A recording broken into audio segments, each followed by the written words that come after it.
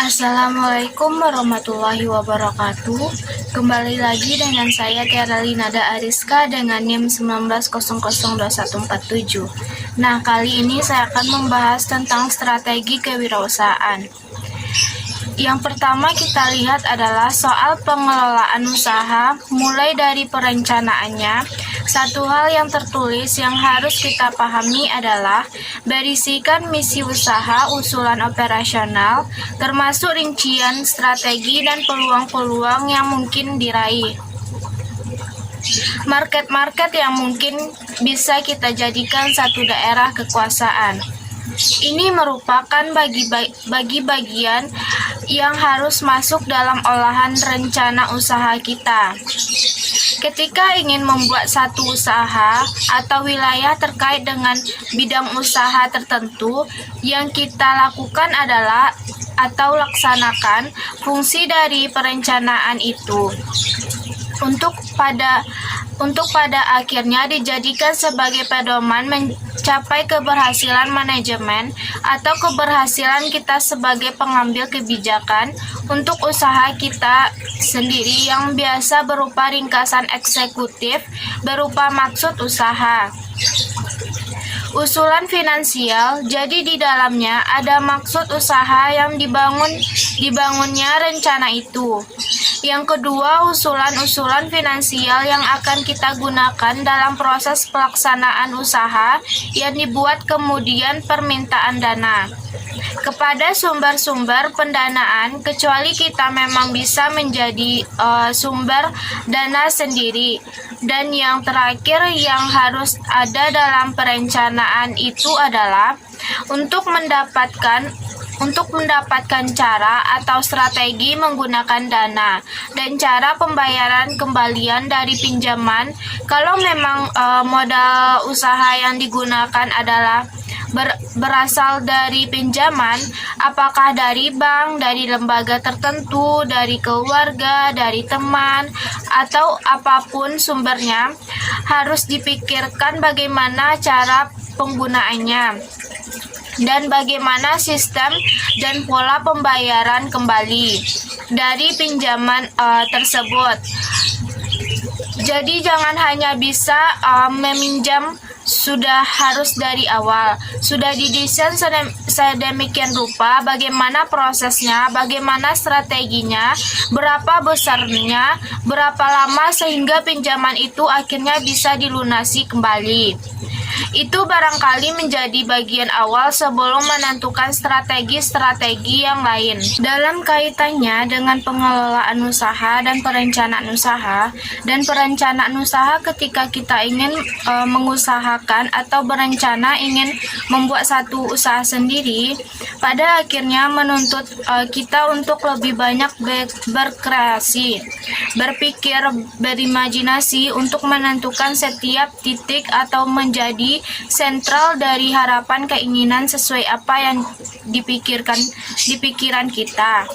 Jadi harus lebih banyak berbicara, berdiskusi dengan para wirausahawan yang lebih sukses, yang lebih duluan sukses daripada kita. Membaca biografi mereka yang hebat atau menelusuri kemungkinan proses mendapatkan pinjaman dana dari sumber-sumber yang bisa dipertanggungjawabkan. Jadi kita memang lebih banyak berkreasi, kreativitas menjadi lebih muncul. Lebih banyak berkomunikasi, lebih banyak bertanya, lebih banyak mencari, mendengar dan menyimpulkan sesuatu untuk kemudian didesain dalam bentuk rencana atau pengelolaan usaha. Rencana pengelolaan usaha yang sudah ada di desain itu sebenarnya bisa dijadikan sebagai alat untuk mengajukan kebutuhan permodalan. Kebutuhan permodalan kita yang bersumber dari luar atau dalam konsep membuat proposal berupa manajemen usaha pemasaran, produksi atau operasional, dan terakhir keuangan perusahaan. Jadi ini memang bisa dijadikan sebagai dasar dalam penyusunan proposal.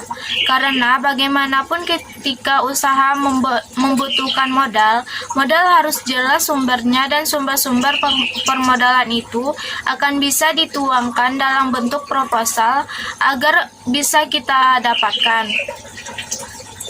Syukur-syukur kalau memang sumber permodalan itu tidak membutuhkan birokrasi atau persyaratan atau jaminan-jaminan tertentu.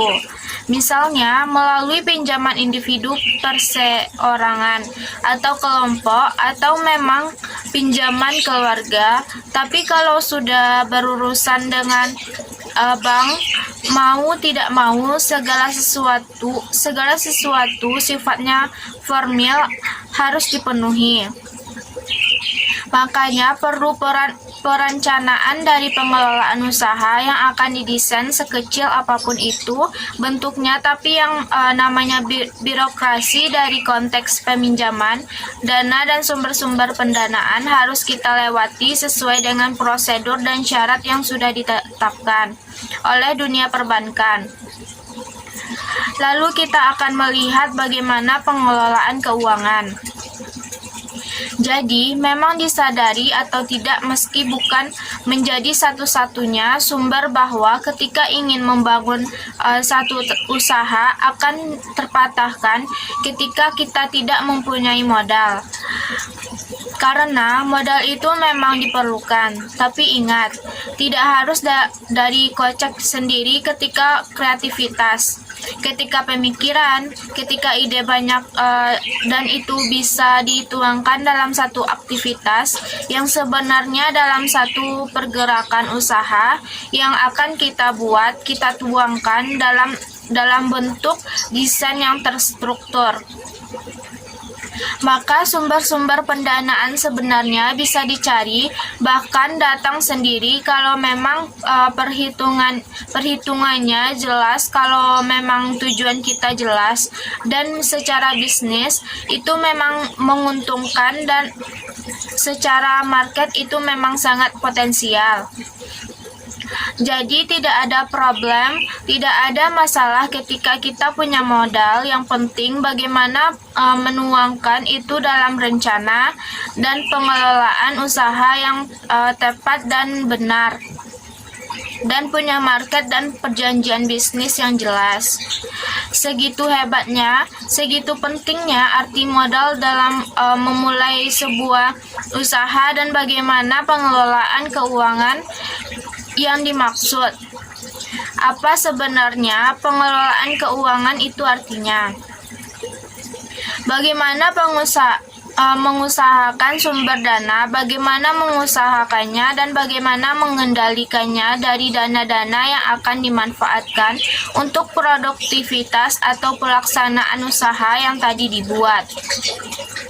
Pengelolaan keuangan pada prinsipnya adalah kita bisa mengusahakan sumber-sumber dana yang memungkinkan bagaimana pada akhirnya kita bisa memanfaatkan dan menggunakan dana-dana yang didapatkan. Dan bagaimana pula kita mengendalikan pada akhirnya kita bisa mengembalikan proses dari sumber dana kita yang kita peroleh tadi. Jadi, mulai dari awal sampai akhir, sampai nilai bisnis dan keuntungannya terlihat, itu namanya adalah pengelolaan keuangan. Jadi, barangkali untuk kita calon para wirausahawan justru kadang-kadang harus memahami persoalan manajemen keuangan.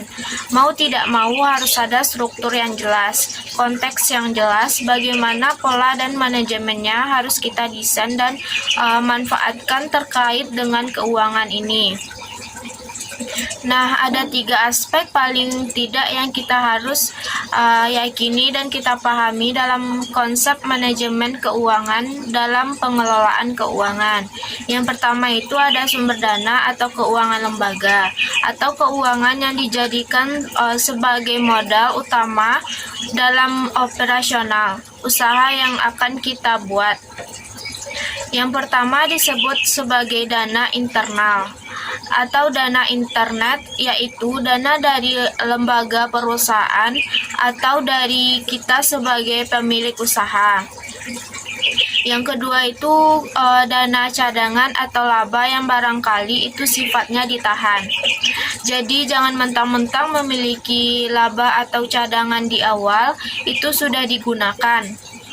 Cadangan berarti untuk kondisi-kondisi tertentu yang memungkinkan dana itu bisa dimanfaatkan, sehingga tidak kolaps. Termasuk dana-dana laba jangan hanya digunakan dalam bahan-bahan pertama, dalam bulan-bulan pertama. Tahun-tahun pertama dianggap itu memang laba yang terkesan menyenangkan untuk dimanfaatkan. Jangan dipakai dulu, itu dijadikan sebagai modal cadangan untuk kondisi-kondisi tertentu sebelum kita betul-betul estabilis. Dan yang kedua itu dana eksternal yang kedua, yaitu dana dari pemilik atau penyertaan, kemudian dana dari pinjaman debitor atau dana bantuan program pemerintah pusat dan daerah yang bisa kita manfaatkan. Karena pada saat sekarang ini banyak sekali sumber-sumber dana dari pemerintahan, dari teman atau keluarga juga bisa disebut sebagai dana eksternal. Yang kira-kira mereka ingin menanamkan modalnya. Tetapi harus ada kejelasan dan kepastian pembagian keuntungan. Jangan hanya meminjam namanya orang. Memang menanamkan modal berarti ada keuntungan yang harus mereka terima. Jadi jangan hanya pada saat kita butuh kita manfaatkan, ketika kita benar-benar sudah estabilis kita ditinggalkan. Jadi ada sistem penanaman modal, sistem kerja sama dalam konsep modal usaha bersama. Yang terakhir dapat kita sebut dana ventura atau dana perusahaan yang ingin menginventarisasikan dananya pada perusahaan-perusahaan kecil yang barangkali dianggap potensial. Kedua itu aspek apa dalam mengelola keuangan harus menjadi perhatian kita. Terkait dengan perencanaan dan penggunaan dana, kalau tadi sumber dana, sekarang perencanaan dan penggunaan dananya. Satu yang harus masuk dalam kategori pemikiran sejak awal itu adalah biaya awal, biaya permulaan. Yang harus ada dalam konsep ini adalah satu rancangan keuangannya, mulai dari pembukaan neraca harian, rancangan neraca pendapatan atau rugi, atau laba, juga rancangan aliran kas atau ke-10 dana. Yang kedua analisa peluang pokok atau BEP-nya. Analisanya ini penting menjadi pertimbangan kita untuk melihat kemungkinan-kemungkinan yang terjadi akibat proses yang dilakukan dalam masa periode tertentu, sehingga kita bisa membaca atau mengkalkulasi kemungkinan-kemungkinan laba atau rugi barangkali yang bisa kita lakukan atas bisnis atau usaha yang akan kita laksanakan. Itu mulai dari biaya-biaya awal yang tidak terduga, sudah harus didesain biaya-biaya administrasi. Apakah gaji karyawan, kalau memang kita membutuhkan tenaga-tenaga profesional untuk membantu pekerjaan kita nanti, termasuk peralatan kantor itu juga masuk dalam biaya administrasi. Dan berikutnya adalah biaya bangunan, biaya asuransi, dan biaya sebagainya. Semuanya harus dikalkulasi sedetail dan secelimet mungkin. Jangan yang keluar kendali itu sehingga menjadi masukan atau menjadi sumber yang di luar rencana, sehingga ada kelalaian kita yang membuat pengeluarannya menjadi besar. Sementara itu tidak masuk dalam kategori perhitungan, jadi harus dirancang sedemikian rupa. Namanya juga perencanaan, kalkulasi akan penggunaan dana yang akan dimanfaatkan selama proses pelaksanaan usaha yang akan kita laksanakan. Yang ketiga itu adalah pengawasan dan pengendalian dari dana ini perlu atau penting kita lakukan sejak awal kegiatan usaha itu kita mulai. Bagaimana satu barang dan jasa dihasilkan bisa kemudian kita distribusikan atau kita pasarkan sesuai marketnya. Maka melalui kegiatan pemasaran itulah menjadi bagian yang harus kita kontrol sedemikian rupa, dan itu merupakan 3 hal dan kunci semuanya itu ada di persoalan pengawasan dari pengendalian dana. Semakin detail, semakin jelimet kita mengawasi, melakukan kontrol dan melakukan kendali atas dana-dana yang kita pakai selama proses operasional, apalagi di awal-awal penggunaan pelaksanaan dari bisnis atau usaha yang kita lakukan. Memang agak lebih ketat dan sampai setiap kebutuhan, setiap apa yang dibutuhkan, beli-beli di luar rencana. Nah, ini menjadi persoalan dari sebagian banyak orang karena tidak paham akan lebih cuman keuangan, yang tidak mengerti soal cash flow, soal laba rugi, soal neraca harian, dan mau tidak mau. Ketika ingin memulai sebuah usaha yang ingin kita lakukan, kita pikirkan yaitu persoalan terkait dengan pemasaran. Pemasaran berarti kita sudah mulai membaca dan melihat bagaimana teknik pemasaran. Bagaimana strategi pemasaran yang jelas. Ketika bicara soal pemasaran itu adalah persoalan bagaimana suatu barang atau jasa yang dihasilkan dari jenis bisnis yang kita tempuh, yang akan kita laksanakan itu dihasilkan kemudian bisa didistribusikan atau dipasarkan sesuai dengan marketnya melalui kegiatan pemasaran. Sehingga apa ini menjadi bisnis yang berkelanjutan yang mendatangkan keuntungan di kemudian hari. Pemasaran merupakan kegiatan yang meneliti banyak hal. Jadi harus kita yakini ini adalah persoalan untuk melihat banyak hal, satu mulai dari kebutuhan atau keinginan dari konsumen. Jadi ini inisiasi berpikir, jangan asumsinya kita atau saya, tapi asumsi ketika memulai bisnis, ketika memenangkan satu produk atau jasa, yang harus kita pikirkan itu adalah kebutuhan dan keinginan konsumen. Karena pada akhirnya kita selalu akan bicara soal customer satisfaction. Jangan asumsinya kita, tapi aslinya keluar. Kalau orang suka ini kira-kira gimana? Kalau saya menampilkan yang disukai tidak. Kalau begini rasanya tesnya cocok tidak, mereka bukan saya. Saya sudah belum tentu orang lain, tetapi orang lain suka, ya udah, karena dia mengeluarkan uang untuk mendapatkan itu dan kita mendapatkan keuntungan. Walaupun kadang-kadang tidak cocok sama selera kita. Tapi menjadi dasar utama adalah seleranya customer service satisfaction. Yang kedua, dasarnya itu menghasilkan barang atau jasa. Artinya bisnis itu menghasilkan produk, harus ada kejelasan terhadap quality produk. Kemudian menentukan price atau harga, kecocokan harga untuk areal atau daerah tertentu, karena belum tentu harga di kota besar itu akan sama dengan harga yang di daerah, meskipun produknya juga akan sama. Harus ada pemikiran atau strategi bagaimana menggunakan price atau berpikir soal price, tidak ada daya jangkau kemudian membeli sehingga market yang kita targetkan itu memang betul-betul menjadi target target hidup yang menjadi fashion utama dari konsumen pertama kita.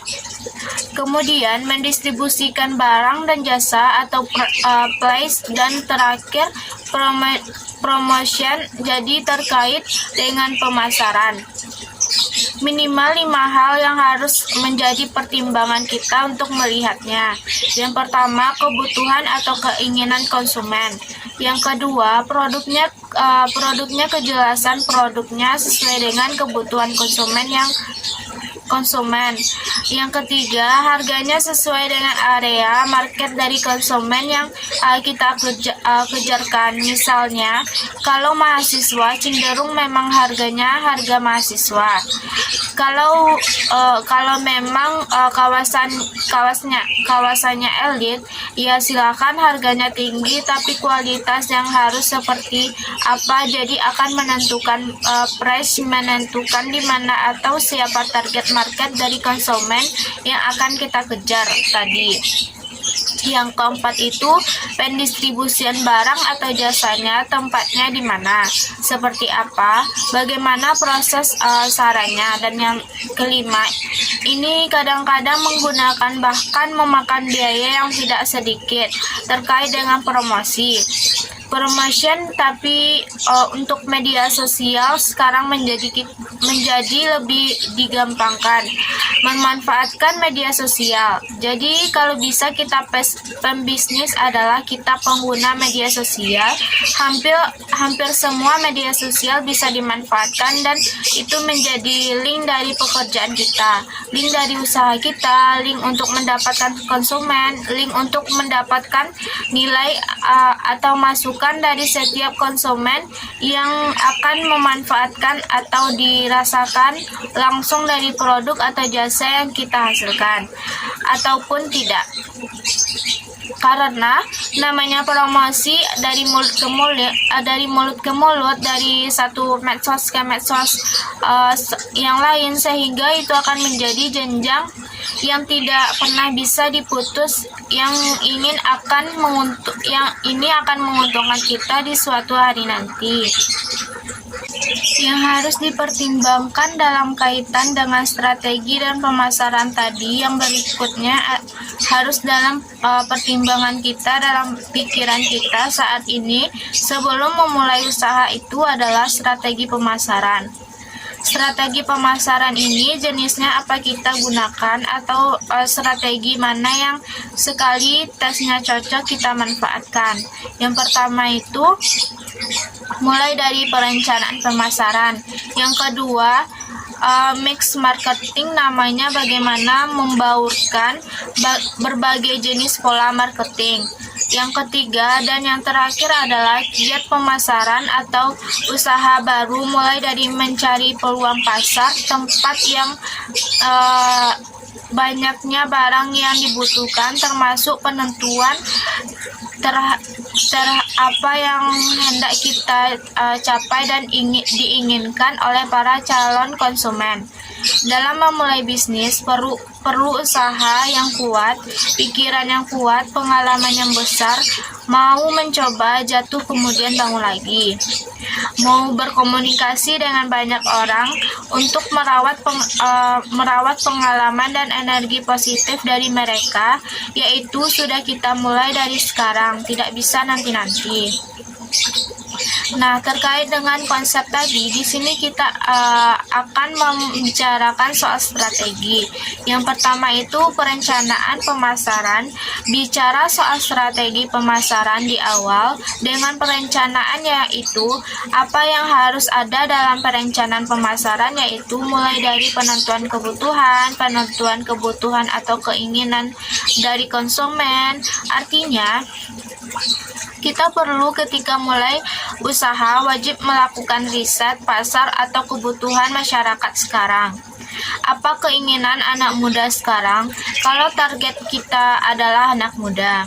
Contoh, banyak sekali saat sekarang ini kafe-kafe dengan tingkat desain interior dengan tingkat interiornya berbagai macam. Karena anak muda sekarang butuh konteks, butuh tempat yang nyaman untuk duduk bersama membicarakan banyak hal dalam waktu yang cukup lama. Maka kenyamanan dan eksekutif keindahan.